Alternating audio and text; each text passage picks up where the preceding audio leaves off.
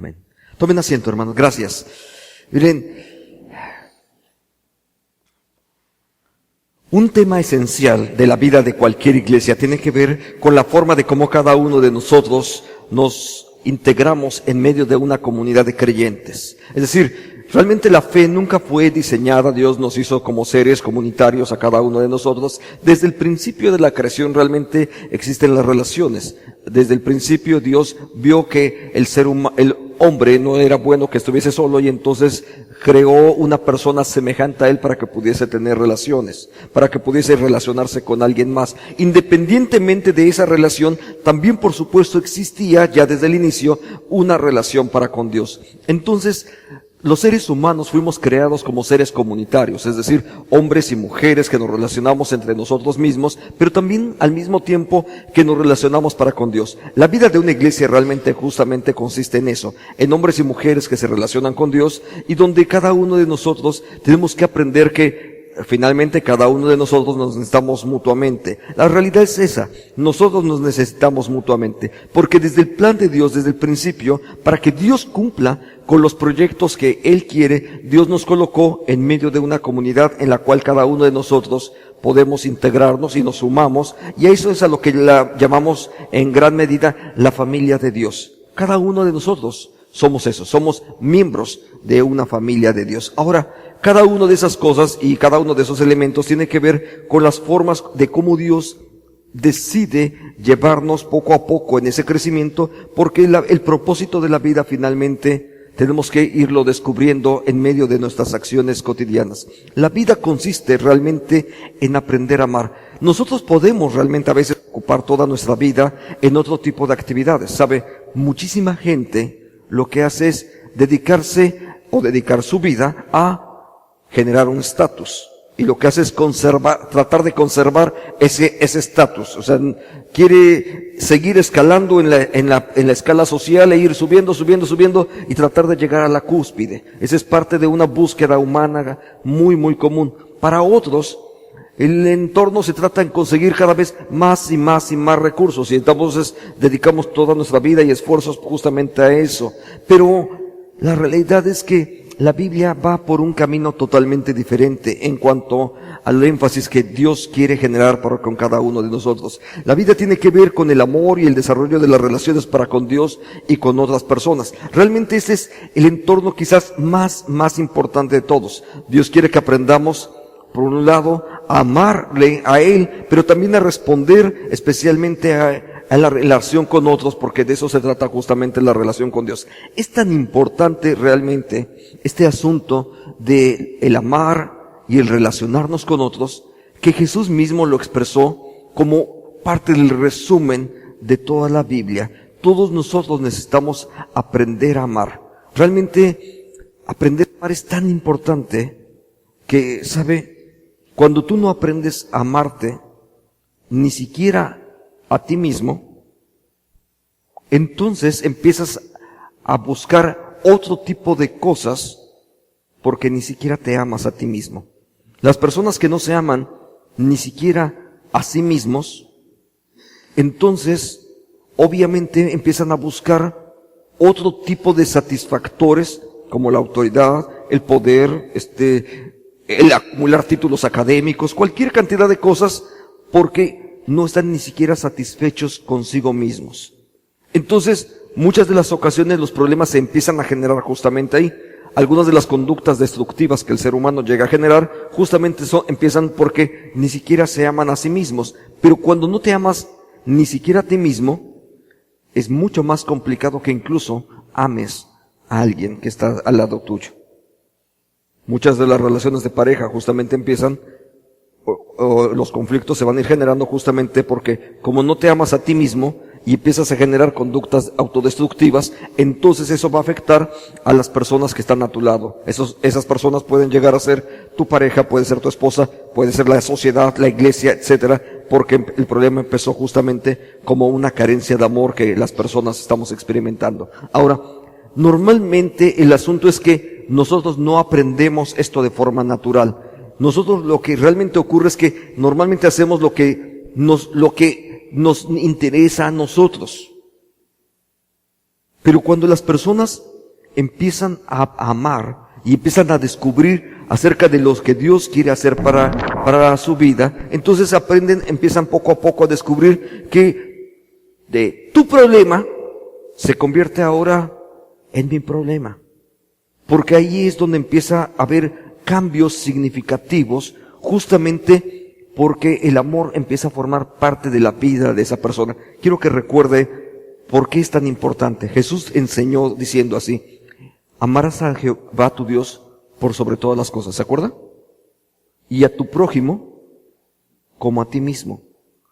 Entonces, cuando Jesús empieza a hablar acerca de eso, ¿sabe? Cuando dejas de pensar un poco en ti mismo y en tus satisfactores, entonces empiezas a pensar también en los demás y el cómo vas a satisfacer las necesidades de la otra persona. Eso empieza a generar cambios poco a poco, dando a otros, por supuesto, sin esperar ninguna respuesta. Si usted lee la primera epístola de Pablo a los Corintios, que a veces se lee en el 1 Corintios capítulo 13, que a veces se lee como en el entorno de la relación de pareja, puede funcionar en relación de la pareja, pero no necesariamente tiene que ver con ello. Realmente el apóstol Pablo no dijo las relaciones de pareja son así, sino él describió realmente cómo es el amor de Dios.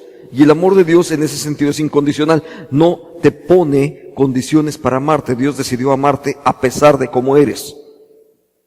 La verdad es que a pesar de cómo hemos sido, Dios decidió amarnos. Entonces, el amor realmente no está esperando de los otros ninguna respuesta, porque cuando estás esperando una respuesta de otros, entonces realmente no estás amando concretamente. Entonces, el amor tiene que ver con algo concreto, no es solamente un sentimiento. El amor tiene que ver con actos, con acciones. Mire, es muy fácil hablar acerca del amor de Dios y ponerlo como ejemplo.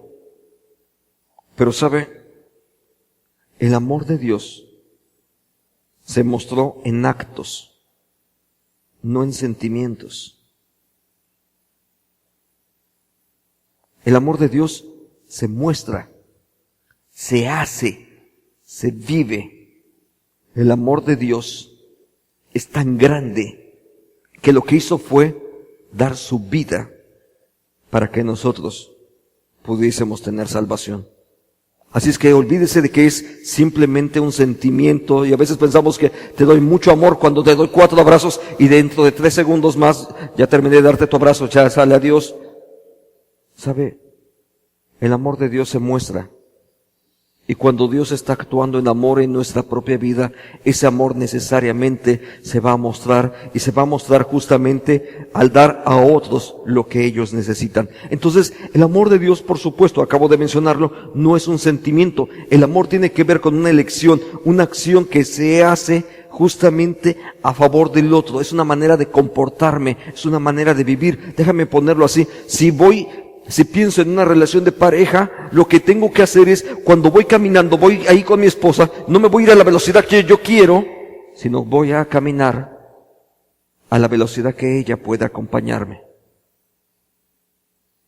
Porque también si voy a mi paso y voy, oye, a ver, ¿a qué hora te apuras?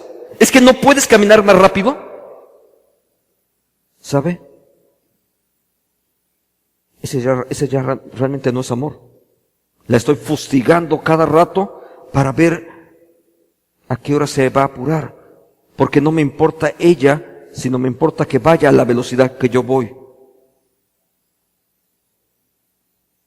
Quiero que piense esto. El amor tiene que ver con darse y con caminar a la velocidad del otro. Y en muchas ocasiones es justamente ponerse, hay una metáfora que me encanta en las Escrituras de cómo lo utiliza. Cuando dice que hablamos de soportarnos los unos a los otros, ese es un acto de amor. Soportarnos los unos a los otros no significa, dice, bueno, a ver, ya te escucho, a ver, sigue hablando, yo aquí te voy a escuchar. Ah, ¿ya acabaste? Ese no es amor. ¿Sabe cuál es la metáfora, la palabra que utiliza, soportar los unos a los otros? Es bien sencillo, dice, mete el hombro bajo el otro y sopórtalo. Cárgalo para que él pueda caminar apoyándose en ti.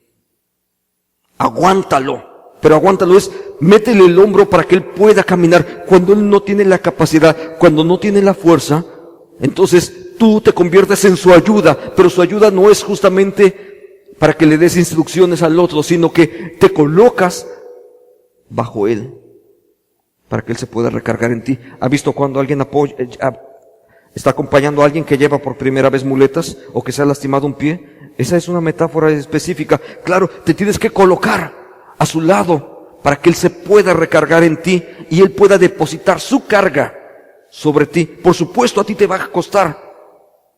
También a él le está costando mucho trabajo, porque incluso normalmente no sabemos caminar apoyado sobre otra persona. Él también está teniendo que hacerlo y tú también tienes que hacerlo. Pero también en ese tipo de actitudes se genera una mutua confianza para poder hacerlo. La confianza incluso, déjame decirlo así, incluso para estar tan cercanos. ¿Se ha dado cuenta de algunas de las cosas? Algunos de nosotros incluso no somos muy cercanos. ¿Sabe? Entre los varones incluso tenemos un cierto complejo, producto de nuestra propia cultura, donde incluso no podemos estar muy cerca de otro varón. Y si estás muy cerca de otro varón, de pronto no va a faltar un tercero que diga, ¿estos que se traen? Es parte de un problema cultural. Es parte de un problema cultural que incluso no hemos resuelto. ¿Por qué? Porque consideramos que tenemos errores en cuanto a nuestra forma de concebir propiamente la hombría. Ahora, quiero que vayamos un poco al texto bíblico finalmente, porque es lo que nos interesa. Y en la primera epístola de Juan podemos encontrar en este pasaje que hemos leído de Primera de Juan, capítulo 4, del 7 al 12, vamos a encontrar por lo menos 4 pautas importantes de cómo cada uno de nosotros podemos caminar y vivir justamente en medio de ese amor. Veamos este texto primero. Amados, amémonos unos a otros, porque el amor es de Dios. Todo aquel que ama es nacido de Dios y conoce a Dios. El que no ama no ha conocido a Dios, porque Dios es amor. Y ya que el amor es una de las resultantes de ese nuevo nacimiento, el hacer actos de amor debería ser algo natural. Porque quienes han nacido de nuevo, quienes han experimentado la presencia de Dios en su vida como parte de un nuevo nacimiento, entonces el actuar en amor debiera de ser justamente lo natural. Pero sabe, hace un momento he estado diciendo que el amor no es solamente sentimiento, sino el amor es algo que se hace. A todos estoy seguro que si le preguntamos a la gente, oiga, ¿no le encantaría participar de una comunidad donde todos se apoyan, donde mutuamente la gente ora, te buscan, cuando estás enfermo alguien va y te ayuda, etcétera? Si les preguntara acerca de eso, estoy seguro que la mayor parte diría, sí, yo quiero estar en una comunidad así. Yo quiero estar en una comunidad donde cuando yo llegue, la gente me atienda, que si de pronto necesito algo, alguien pudiera llevarme un vaso de agua. Yo estoy seguro que pudiéramos hacer eso, que cuando estoy enfermo haya 4 gentes que van, me visitan, oran por mí, etcétera, y si es necesario en algún momento alguien hasta es capaz de llevarme un medicamento. Todos queremos una comunidad así. Pero ¿sabe? Una comunidad así se tiene que construir. Y tú y yo somos parte de esta comunidad en la que Dios nos ha colocado. Y hay tener esa comunidad, lo que es, para poder tener una comunidad así, somos nosotros mismos los que tenemos que empezar a generar actos de amor para que todo eso finalmente ocurra. ¿Por qué? Porque regreso al mismo concepto. Dios no solo sintió amor por nosotros, sino que Dios actuó a favor de nosotros. Así es que busquen su boletín, por favor. Tiene usted un fragmentito donde está de forma resumida 4 tareas que usted va a tener que hacer para que esto funcione. Porque para que una comunidad exista y para que podamos en verdad realmente desarrollarlo, la verdadera comunidad se vive. Entonces, no es suficiente con que usted lo esté escuchando ahora. ¿Sabe? Eso es solamente una parte. Lo que usted tiene que hacer y yo tengo que hacer es justamente ahora vamos a hacer esto. Vamos a ponerlo en práctica. La primera práctica, está en su boletín esto. Dice, haz algo intencionalmente a favor de un conocido tuyo. No te voy a pedir que vayas a buscar a ningún desconocido, a gente que no conoces. No te voy a pedir que hagas eso.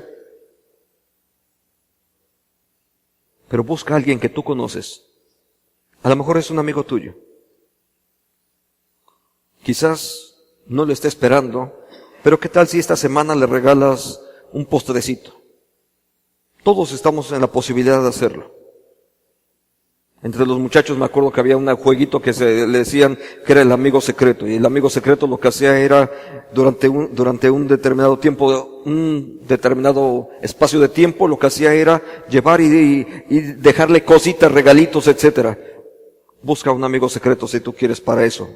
Porque la gente ni siquiera necesita saber que eres tú el que lo hace. Pero si quieres hacerlo también no hay ningún problema. ¿Sabes qué? ¿Tienes esposa? ¿Por qué no llegas con un ramo de flores para tu esposa? Haz un acto de amor. Haz una práctica. ¿Sabe? La próxima semana yo le voy a pedir a un par de ustedes que por favor me compartan cómo les fue haciendo esto. ¿Qué experimentaron? ¿Y qué respuesta encontraron cuando ustedes empezaron a hacer un acto de amor hacia otras personas? Pero como les decía, esto es solamente apenas el inicio. Vamos a nuestro siguiente versículo. En esto consiste el amor, no en que nosotros hayamos amado a Dios, sino que Él nos amó a nosotros y envió a su Hijo en propiciación por los pecados. Es realmente Dios el que ha hecho todas las obras. Es Dios el que ha decidido actuar. ¿Sabe? Dios ha actuado completamente siempre a favor de nosotros. Quizás nosotros deberíamos de recordar simplemente ¿qué es todo lo que Dios ha hecho acerca de nosotros? Es Dios siempre quien toma la iniciativa. Mire, Dios empezó a actuar en nuestra vida desde nuestro propio nacimiento. Cuando tú naciste, Dios estaba ahí. No sé cuáles fueron las circunstancias. En la mejor clínica o en el hospital más humilde, quizás hasta incluso naciste en una casa. No importa en dónde hayas nacido, Dios estaba ahí y Dios cuidó de tu nacimiento. Posiblemente no lo sabías, posiblemente tu familia no era creyente en Jesucristo. Puede ser todo lo que tú quieras. Dios estaba ahí. ¿Sabe? En otro espacio tuve oportunidad de estar trabajando con médicos. Particularmente en ese renglón de los nacimientos. Entonces, me acuerdo, estaba en un congreso con médicos y que me habían invitado a participar. Y una de las enfermeras que estaba ahí, la jefa de enfermeras de no sé qué hospital, me acuerdo que empezó a decir algo. Estábamos hablando sobre cuestiones de aborto y eutanasia. Y esta enfermera dijo, yo no soy creyente, no creo en ningún Dios.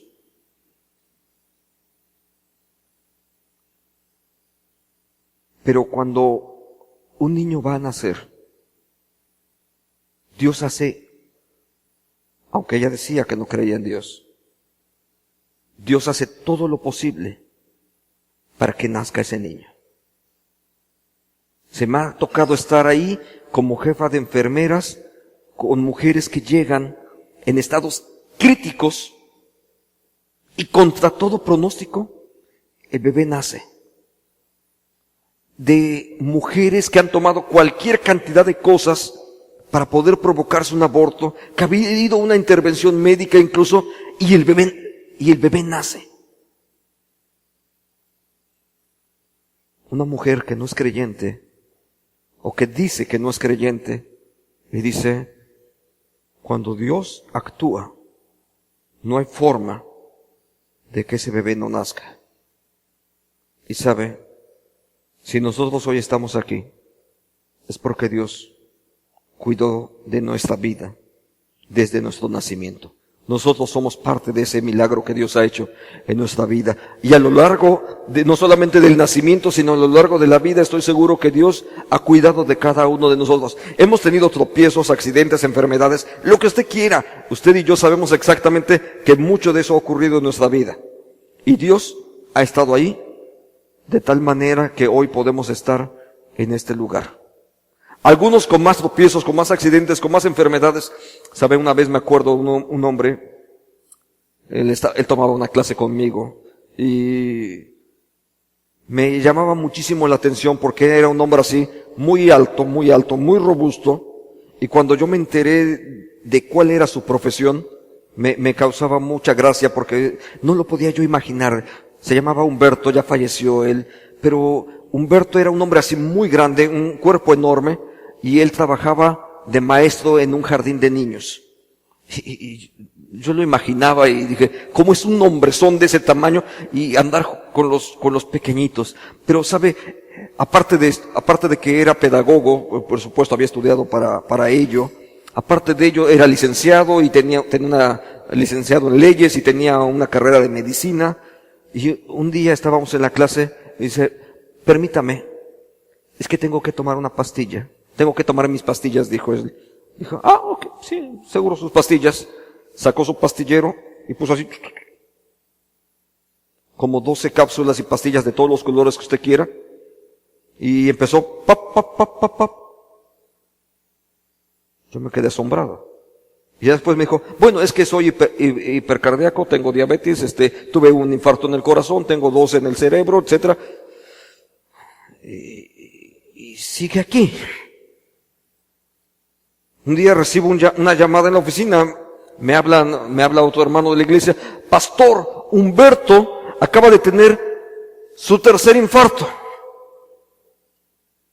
¿Sabe lo que, después de haberlo visto con todo ese montón de medicinas y me dicen que está en su 3er infarto, ¿sabe lo que uno está esperando? Que la siguiente llamada va a ser para que me digan a qué funeraria voy. Esa es la realidad. Yo no estaba esperando muchas cosas más.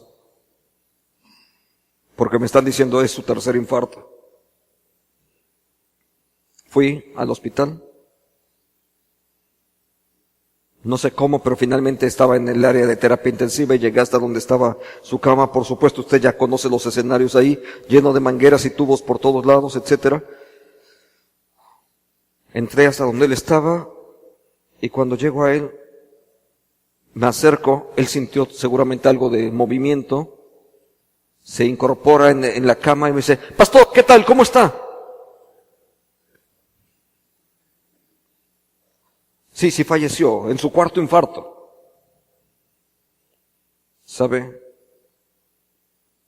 Muchos hubiesen morido muchísimo antes que él. Dios cuidó a este hombre de forma increíble. Y hubo una cosa muy peculiar de él. Él quería, entre otras cosas, que su familia participara de la vida de la iglesia. Y justamente después de que él falleció, su esposa y su hija empezaron a asistir al templo donde nosotros nos congregábamos. Dios tiene cuidado de nuestra vida y siempre lo hace de formas increíbles. Dios cuidó de nosotros en nuestra propia salvación y proveyó los hombres, las mujeres necesarias, las oportunidades para que yo pudiese un día entender que yo necesito acerca de Jesucristo y que la presencia de Jesucristo en mi propia vida se vuelve algún asunto muy, muy importante en mí. Y a partir de ello, no solamente Dios me otorga la salvación, sino incluso, déjeme decirlo con toda claridad, el sustento para mi vida diaria, para mi andar cotidiano. Todo eso tiene que ver justamente con la provisión de Dios, porque Dios no solamente me da la salvación, sino incluso el sustento cotidiano. Y Dios no está contento simplemente con ese tipo de acciones, que para muchos de nosotros diríamos ya es forma de decirle, Dios, gracias por todo lo que tú has hecho en mi vida, sino que Dios incluso va a continuar para poder llevarme incluso hacia la eternidad, porque cuando yo vaya a ese encuentro con Dios, que algún día ocurrirá, yo me acuerdo de Humberto cuando él falleció finalmente, dice, se fue en paz el hombre tranquilo.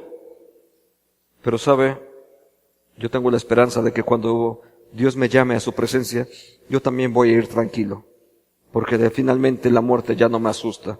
Ya no tengo ningún temor acerca de ello, porque he aprendido lo que las Escrituras dicen, porque para mí el vivir ha sido Cristo y el morir, cuando Dios me dé de su gracia para hacerlo, el morir también será ganancia para mi propia vida. Entonces por eso es que ya la cuestión de la muerte ya no está dentro de mis áreas de preocupación. Ahora, el amor de Dios es siempre una constante. Desde la eternidad y hasta la eternidad, Dios sigue actuando. Dios está actuando ahí y seguirá actuando en nuestra vida. Ahora, es tiempo de que usted y yo practiquemos algo acerca del amor de Dios. Ora por una persona que se encuentra en necesidad. ¿Puedes hacer eso? ¿Puedes orar por una persona que está en necesidad? ¿Sí? Ok. Levántate, entonces. Busca una persona ahora que no vino contigo a este culto. Pregúntale su nombre y ora por ella. Pregúntale su nombre, posiblemente no lo conoces. Busca una persona que no vino contigo al culto. Ya sé que vinieron algunos como familia. Busca una persona. Veniste sola, está bien. Busca una persona, por favor. Y necesito que todos estemos acompañados en este tiempo. ¿Sabe? Porque eso de venir y hacer comunidad lo necesitamos vivir y practicar. ¿Sí? Por favor. Sí, Gregorio, por favor, hazme un favor. Necesito que me apoyes aquí a mi hermana. ¿Sí? Por favor, aquí, ayúdame, por favor, aquí.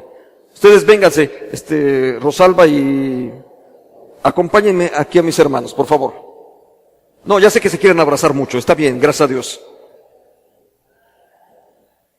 Sí, por favor.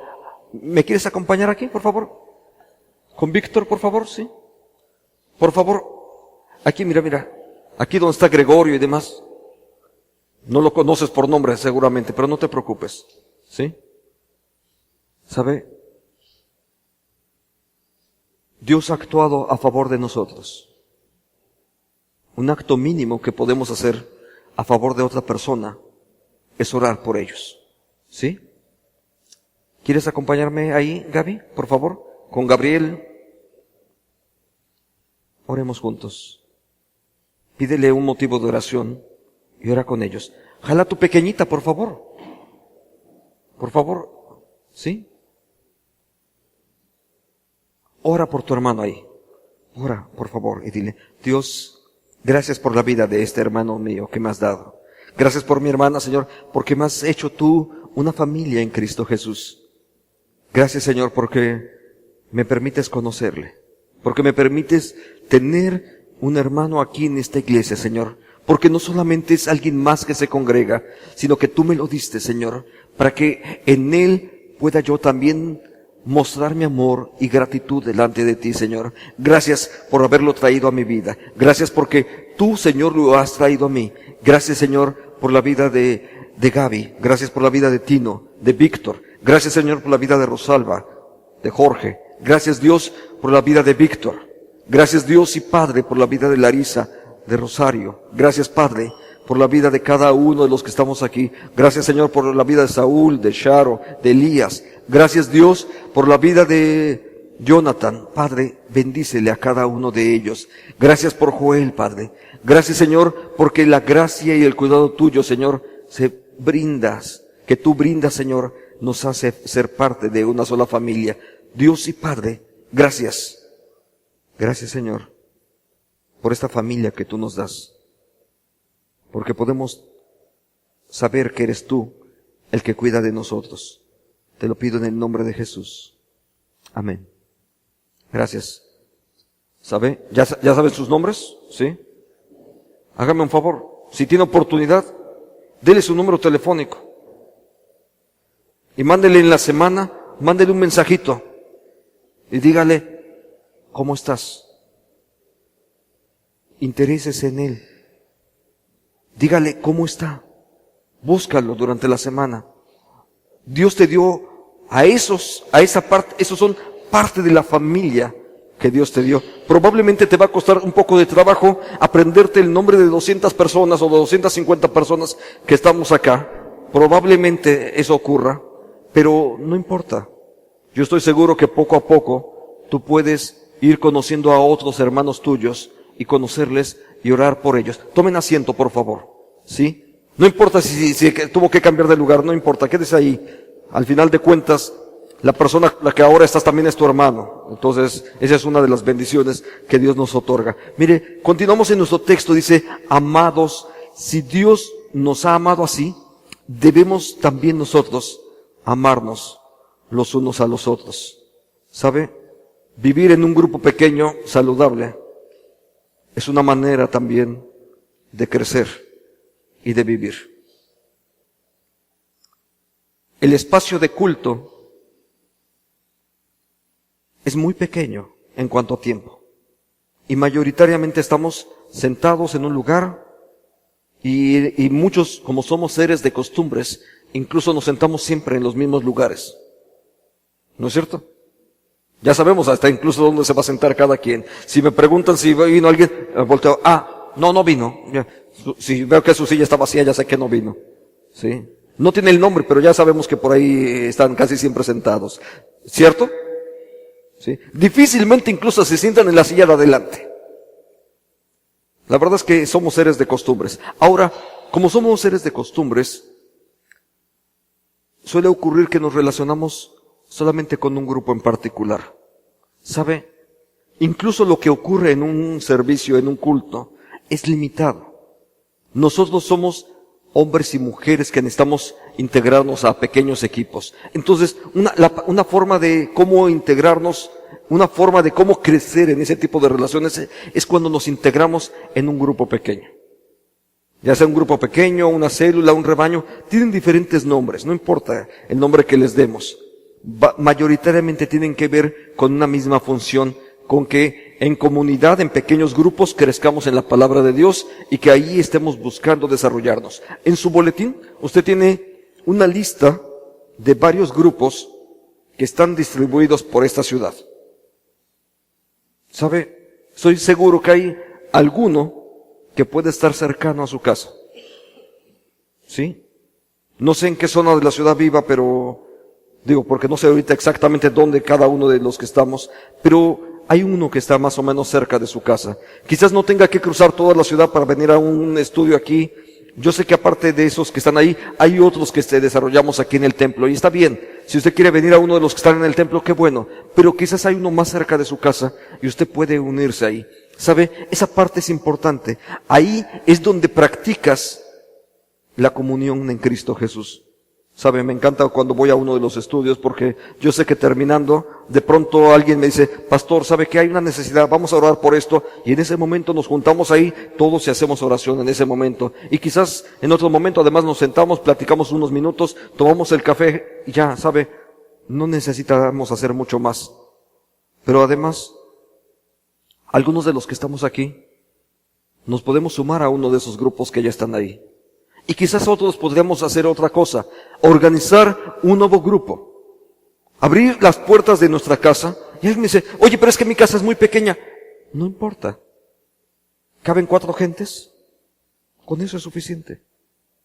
No necesitas tener una sala de esos que parecen campos de fútbol. Conozco algunas casas así, que tienen esas, no sé, no puedo decirle que es la sala de una casa porque son enormes, pero, ¿sabe? No necesitas tener eso. Conozco algunos de los grupos de estudio que se han formado en muchos hogares y sabe, la verdad es que son la misma mesa del comedor con 6 sillas posiblemente y ya, y ahí se reúnen todos y un par de banquitos por los que lleguen invitados. No importa, eso es suficiente. ¿Sabe cuál es lo importante? Lo importante es que si tú abres un nuevo grupo, vas a poder ser de bendición para otras personas. Y tú mismo vas a ser bendecido. Considéralo, por favor, y ve esa posibilidad. Pero por lo menos puedes integrarte a uno de los grupos que ya están funcionando. Entonces, esa parte va a ayudar enormemente a tu propio crecimiento, porque eso tiene que ver justamente con ese espacio de perfeccionamiento y con la práctica. Nadie ha visto jamás a Dios, dice Juan en su epístola. Si nos amamos unos a otros, Dios permanece en nosotros y su amor se ha perfeccionado en nosotros. Entonces, practicar el amor de Dios es lo que nos perfecciona. ¿Sabe? Eso es lo que realmente genera que estemos creciendo. Cuando lo estás practicando, piensa en cualquier oficio. Piensa en cualquier profesión. Cuando las personas en su profesión lo ejercen, a lo largo de los años, la práctica o el ejercicio de ese oficio, de esa profesión, es lo que les va a ir dando mucha más experiencia. Cuando aprendes acerca del amor de Dios y lo pones en práctica y otra vez, y otra vez, y otra vez, y cuando empiezas a darte cuenta de los resultados de lo que eso produce, la verdad es que seguramente muchas veces vas a querer hacer más todavía. Porque sabes que eso que estás haciendo, estás trayendo bendición a otra persona, que está beneficiándole, que le estás creando satisfactores para otras personas. Y cuando eso ocurre, entonces empiezas a darte cuenta que vas a querer más acerca de ello. pero necesitas empezar a practicarlo. Necesitamos ser perfeccionados justamente en eso. Entonces, se trata de practicar otra vez el amor de Dios. Comparte esa semana un acto de amor hacia tu prójimo. El primero de ellos decía alguien que tú conoces. Ese es fácil. Porque puede ser hasta tu esposa, tu mamá, no sé, uno de tus hijos. Eso es fácil de hacer. Comparte esto hacia tu prójimo con alguien que aún no conoce del amor de Dios. Todos tenemos vecinos que necesitan conocer acerca del amor de Dios. Todos. No te voy a decir que vayas y lo evangelices. No te voy a decir que hagas eso. A lo mejor nomás es tu vecino. ¿Sabe, vecino? Nunca lo había saludado. Quiero darle un saludo y sabe, preparé este pastelito para usted. Bueno, a lo mejor usted sabe cocinar y entonces le prepara el pastelito, ¿verdad? Digo, algunos no sabemos cocinar, ¿sí? Pero preparas tamales. Eso sí, entonces sabes que, ya sé que preparas tamales, eso sí lo sé. Entonces, mire, le traigo estos 4 tamales. Sale, eso es lo que yo sé hacer, ¿no? Si tú sabes hacer tamales, pues dale los 4 tamalitos y quiero darle la bendición. ¿Sabe? Se trata de hacer actos hacia personas que quizás no conocen de Cristo. Entonces, todos nosotros estoy seguro que podemos hacer eso. Cuando practicamos el amor de Dios, entonces nuestra propia vida va siendo también perfeccionada. Se genera una cultura que da la gloria de Dios y que también sirve de testimonio para otros creyentes. Vivir en comunidad es algo que se vive, es algo que se hace. Y tú puedes contribuir realmente para que esta comunidad de fe sea cada día más sana. Pero tú puedes contribuir para que esta comunidad de fe también sea bendición para la gente que está a nuestro alrededor. Y esa gente que está a nuestro alrededor son tus vecinos, son tus amigos, son algunos de tus familiares que quizás todavía no conocen acerca del amor de Cristo. ¿Le parece si oramos ahora? Padre, gracias por tu bendición, gracias por tu cuidado y bondad, Señor. Permítenos poner en práctica todo esto que tu palabra dice, Señor, porque no se trata solamente de saber, sino de hacer y de hacerlo en el nombre tuyo, Señor. Confiamos en tu gracia, Señor, porque sabemos que es lo primero que necesitamos para poder vivir en comunidad. Pero también, Señor, necesitamos practicar todo aquello que tú ya nos has enseñado. Por eso oramos y te bendecimos en el nombre de Jesucristo. Amén. Tiene 4 tareas, una ya la hizo, nada más le faltan 3. No se lo olvide, pero quiero que la próxima semana, con la gracia de Dios, un par de personas de ustedes nos compartan cómo les fue durante esta semana. Entonces no se le olvide hacer su tarea. Gracias, que Dios les guarde.